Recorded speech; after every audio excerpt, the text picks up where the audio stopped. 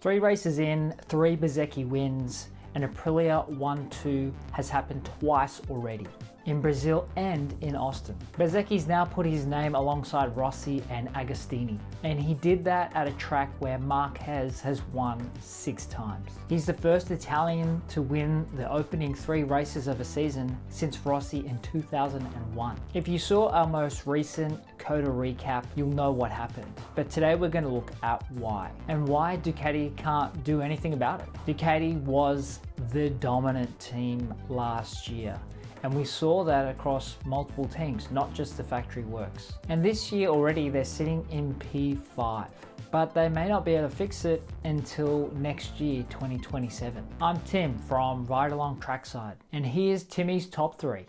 Number 1, Bezzecchi broke the all-time laps led record. Jorge Lorenzo set it at 103 laps. Bez broke that record on lap 4 in Austin, but then he went on to lead the entire race to make it 121 laps in a row. So that's 5 races in a row where he's led every single lap. And side note, what's the all-time races won in a row?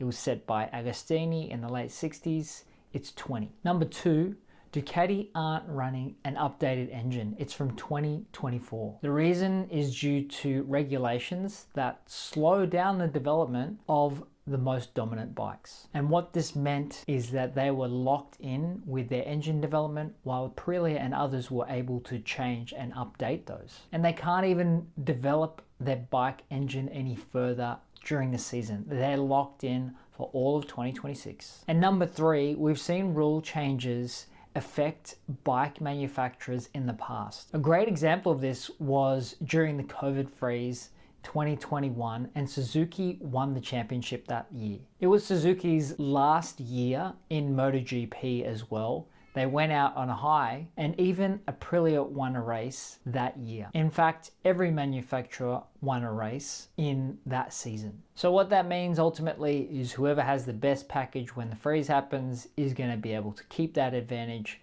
for pretty much that year. So let's look deeper at Bez. He turned down a factory Ducati seat in 2024 and chose Aprilia instead, and he joined Jorge Martin in that team. It turns out that was the right decision for him, considering he's won 5 in a row, which puts him alongside a group of only 7 extra people: Agostini, Hailwood, Doohan, Surtees, Duke, Rossi, Marquez. And now he's the only one to have led every lap of those races. He's also the first person since Marquez in 2014 to win the first 3 races. In that year, Marquez actually won 10 races in a row. And while he may not accomplish that this year, we will find out. And why can't Ducati respond? MotoGP froze engine development this year, and the current 1000cc engines are actually being banned. We're moving down to 850cc engines from 2027 onwards. And basically every manufacturer left the engine as is. But really, the freeze doesn't apply to everyone equally in MotoGP. We've talked about this in a prior video, which is the ranking system of salary caps in MotoGP.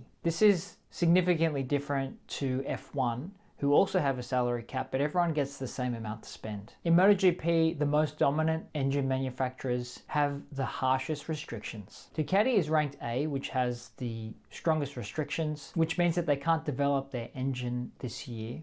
And they had already decided to take through the 2024 engine into the 2025 season. So because they can't change it this year, they're actually running an engine that's 2 years old. Aprilia is rank C, which is essentially mid-tier. They were able to make changes to their engine over the winter, and that worked. Bagnaia, after Austin, was quoted as saying that Aprilia were significantly further ahead than Ducati. He continued to describe a problem as the bike having trouble braking, which led to more reliance on the back tire, which degrades during the race and it affects their turning. And because the season's already started with the restrictions Ducati already has, there's nothing they can really do about this. There's no big enough change that they can do because of their A ranking to be able to catch up to where Aprilia now is. So after 3 rounds, it's Aprilia 1-2. We've got Bezzecchi on 81 points, Jorge Martin on 77 points, and then in 3rd place currently is Acosta from KTM. And finally, we've got Digia, who's coming in 4th, and Marquez in 5th,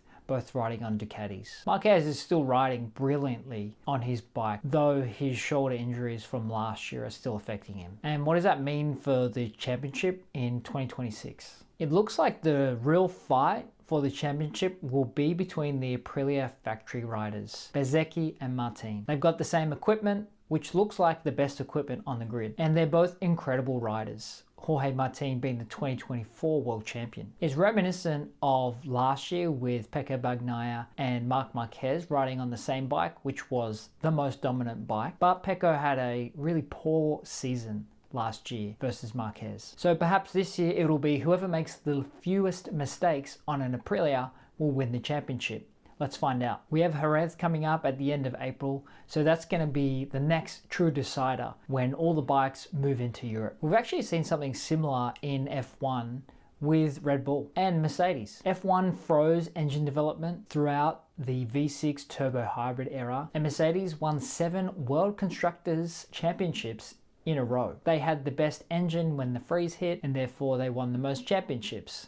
And this feels a little bit like Aprilia right now. So is Ducati more like Red Bull then, who watched their opponents surpass them when there were rule changes? So it's going to be interesting to see how the rest of the season plays out. As I said, it's already just early. We're only 3 races in, but it does really feel like the tides are shifting.